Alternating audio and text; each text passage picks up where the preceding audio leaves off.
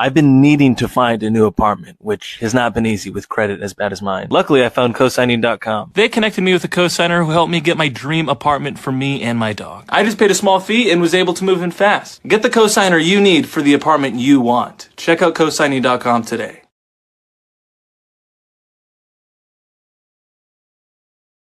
We begin tonight with the massive drug bust on the high seas. Today, the Coast Guard offloaded a record-breaking haul with an estimated worth of nearly $500 million. Over the course of 2 months, officials say they seized more than 61,000 pounds of cocaine. It's part of an escalating crackdown on drug cartels, and Homeland Security correspondent Nicole Scango joins me now to tell me about it. Nicole, what was the operation that led to this haul? Yeah, John, more than 76,000 pounds of illegal narcotics, valued, as you said it there, nearly $500 million. And it was the result of 19 different maritime seizures in the Eastern Pacific and Caribbean Sea, dating back to June. The U.S. Coast Guard says the drugs seized represent 23 million potentially lethal doses, enough to kill everyone in the state of Florida. The majority of that was cocaine, but other drugs included marijuana and the building blocks of fentanyl. On top of that, the crew stopped 11 what's called go-fast vessels, speedboats, and detained 34 suspected drug traffickers. If these numbers seem shocking for a 2-month operation, they shouldn't be. An explosion in the global container shipping business has allowed narco traffickers to take to the high seas, fueling Europe and other countries' growing appetite for cocaine. The Coast Guard says 80% of all illegal drugs are now seized by authorities in this way. And so, Nicole, how does this fit into the administration's larger drug enforcement operations? Yeah, earlier this month, President Trump signed a secret directive authorizing the Pentagon to use military force against some Latin American drug cartels. And just last week, we saw the first few signs of that action, the U.S. deploying 3 destroyers off the waters of Venezuela. President Trump has long blamed the cartels for the fentanyl pipeline into U.S. communities during violence. The decision to bring not only the Coast Guard, but other branches of the U.S. military into this fight, though, is notable. It raises a number of legal questions. For instance, what happens if the U.S. forces injure or kill civilians outside of a congressionally authorized armed conflict? What is clear today is the U.S. government is waging this war on drugs on multiple fronts. In fact, just this afternoon, the Attorney General announced Ismael Zambada Garcia, the infamous founder of the Sinaloa cartel, pled guilty in New York to drug trafficking following his capture last year. On this Monday in August, John, those are 2 big wins in a battle we've spent decades losing.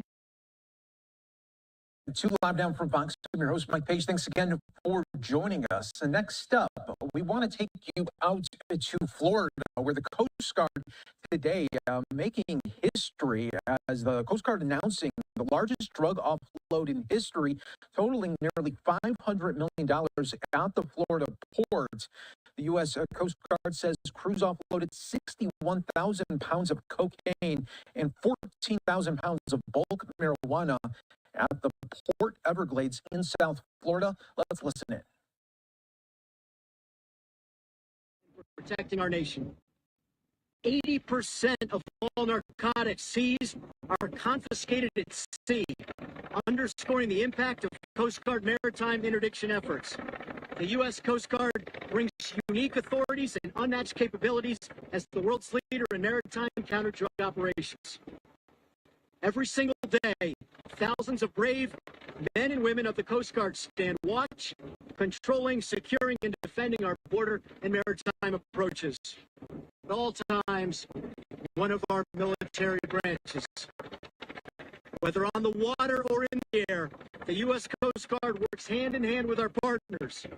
We're on the front lines in the fight against foreign terrorist organizations and other dangerous criminals who seek to flood our community with narcotics, deadly fentanyl, and other illicit substances.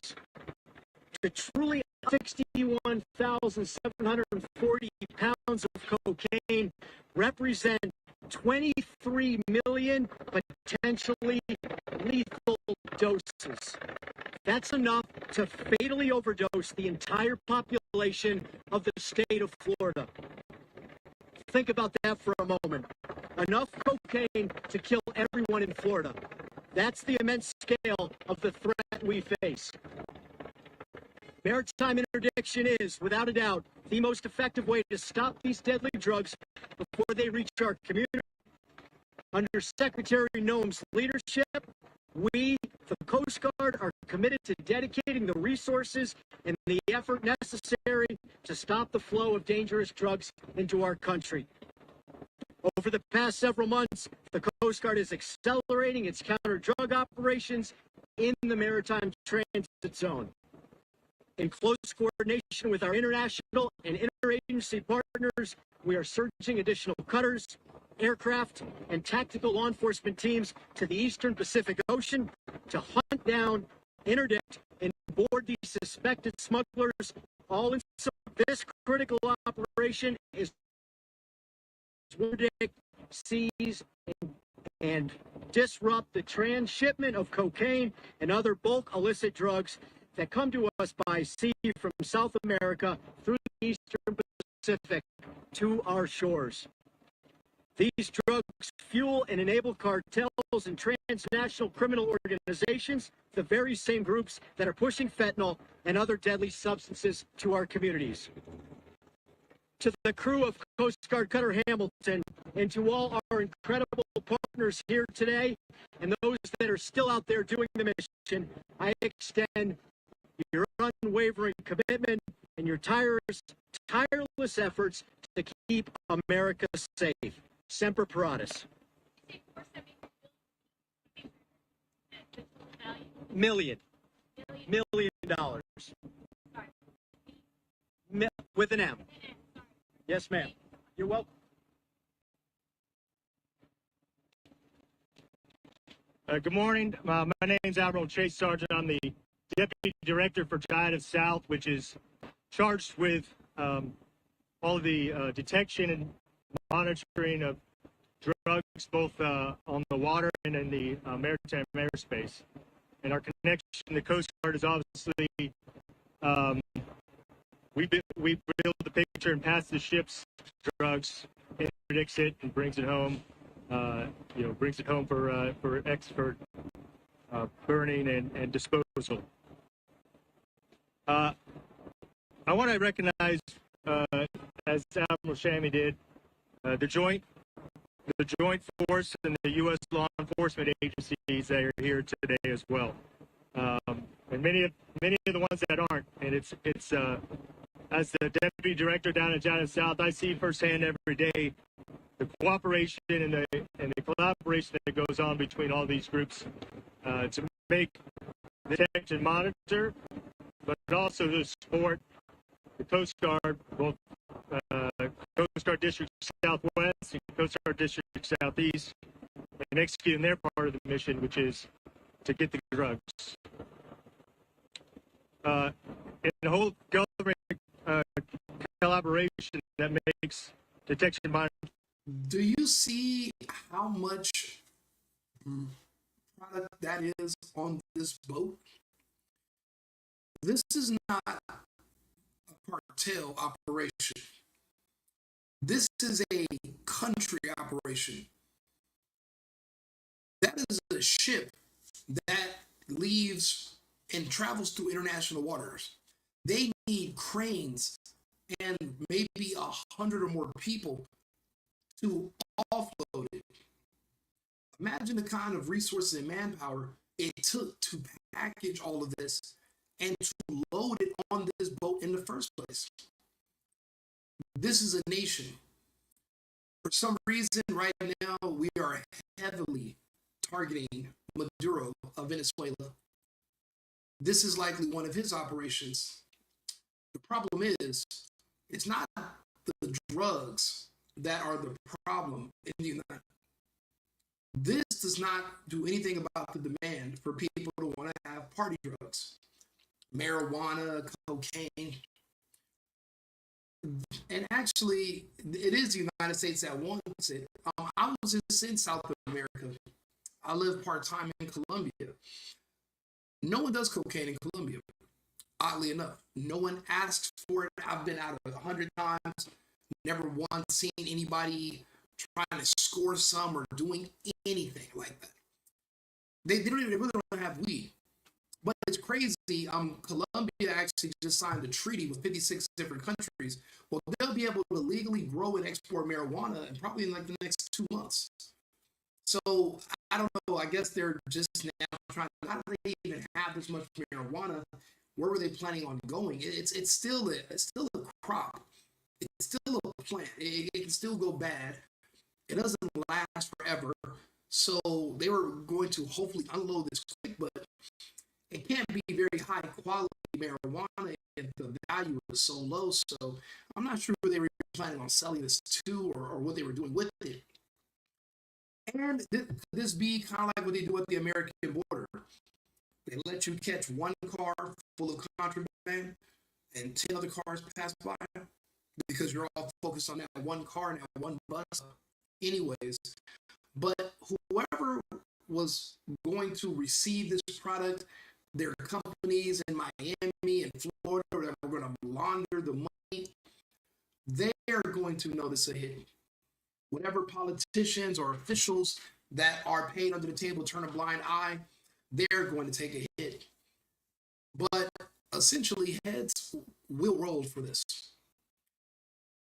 Trump, unfortunately, is not on the take, and he's not interested in making sure people who are on the take, even if they're allies, are still able to make money off of this trade. He just doesn't care. So this is going to be off the streets, but that doesn't mean drugs are off the streets. This isn't the only port. This is just one port. This is the largest bust in history thus far. You got to think about how much gets through. This is, I guess, a acceptable loss is what I would call it. But what I'm thinking of is, here on the West Coast, we have a huge fentanyl problem. And if the price of cocaine goes up, they're going to have to cut it with something so that they're able to still get people to a certain point. That's where all the fent from Mexico coming from China, that's where it comes in. So this might even in turn create a larger crisis. I'm noticing in the South and on the East Coast, they don't have a huge fentanyl problem. It's mainly coming through Mexico to Arizona, Nevada, California. It seems like if these kind of busts increase and there's going to be a drought, then they might start having to do fent, and that will devastate the public in these states that have just been casually able to get high safely for years. On the West Coast, people don't have that option. It's been very dangerous the past 5 years to do any of these recreational drugs. A lot of people have lost their children, their best friends. I had a girlfriend that passed from it. So, but I've noticed that it's mainly on the West Coast, Las Vegas, Phoenix, California, whatever they're losing in these shipments, and they start cutting it with that. Well, then we're in a whole new set of problems. We're in a whole new set of trouble. But I mean, remember, this is not just a bus. This is a business. This is a company. There are tens of thousands of people that are employed that make this world go around right here in the United States. I drive by restaurants like Arby's, and I'm like, how the fuck are these places in business? Not to say Arby's in particular, but places like Arby's. They have no foot traffic. There's no business, but they've been open for years. And I always look at these places and think, this storefront is really just they got to be doing laundering for somebody or for a cartel. And when you fly over these cities and you like in Miami and Florida and Fort Lauderdale, you're like, who lives in all these mega mansions? There's only so many Jeff Bezos. And you're like, what's going on? This is where a lot of the prosperity in Miami comes from. And, what else are they really known for in Florida? Just this, the Port of Miami, the drugs, the party scene, the women. This is going to have an effect. It is going to be good that they're going to be getting the drugs off the streets, but there is going to be a ripple effect that it's going to be unfavorable. But the answer is not just lawlessness and allow all illicit drugs to come in. That's not the answer. There's still has a lot of people that are allergic to this stuff. There are a lot of people that their first time doing it is their last. But it is America's favorite drug. So what do? How do you tackle the demand for it? Because without the demand, there would be no supply. They're not taking this where it's not wanted. They're taking it where it's demanded. That's where the demand comes from. So what do? What good does any of this do? You know, it's crazy. I was watching Snowfall. And I remember on the bus, and they're catching the boats. And that show was set in like the 80s. So you mean to tell me between the 80s and now, zero progress? Well, then is it really a war? What kind of war lasts for 40 years, 50 years, zero progress? Nothing has stopped. Nothing. So are they doing this just to keep the Coast Guard busy, to keep law enforcement busy, to keep the courts filled with people? Because there is no progress here. You know, typically when something that you can't merge it in with society, you make laws on how to control it, you tax it. That's what you would have thought they would have done by now. Put a tax on cocaine. If Americans love it that much and there's nothing you can do about the demand, tax it. Test it, make it legal to purchase somewhere. But then again, that goes into anarchy too. I mean, where do you draw the line? I mean, look at New York. He started talking about legalizing prostitution. If it's her body, her choice anyway. Just like in other countries, I mean, you could tax it and you can monitor it, but I'm not sure if the same would be for cocaine to do it the same way. I don't even know. I know it's been done in other countries, and it's actually lowered the demand for it from young people because they don't feel like they're being rebellious to do it. Just like smoking went out of style when smoking became more, when they lowered the age to 18 and they legalized it. It's actually been going down over the years. Because it's not something you do because you're a rebel anymore or just trying to be cool. I don't think this is going to change anything. I just think temporarily prices are going to go up. Hopefully they don't pivot to cutting it with something else to make up for not having enough because of the drought. Hopefully we can get through this. But again, companies, the state of Florida, there's going to be some ripple effects behind this. This is definitely not going to be helping the economy whatsoever. This is a whole other industry in the economy that's going to take a huge hit. This is a huge bust today. So anyway, I'm back on in a few minutes. Just wanted to go over this with you guys and talk about the implications and how they can bring up other drugs and what they're probably going to end up doing. And I'm hoping it doesn't happen. But I'll be back shortly. I've been needing to find a new apartment, which has not been easy with credit as bad as mine. Luckily, I found cosigning.com. They connected me with a co-signer who helped me get my dream apartment for me and my dog. I just paid a small fee and was able to move in fast. Get the co-signer you need for cosigning.com.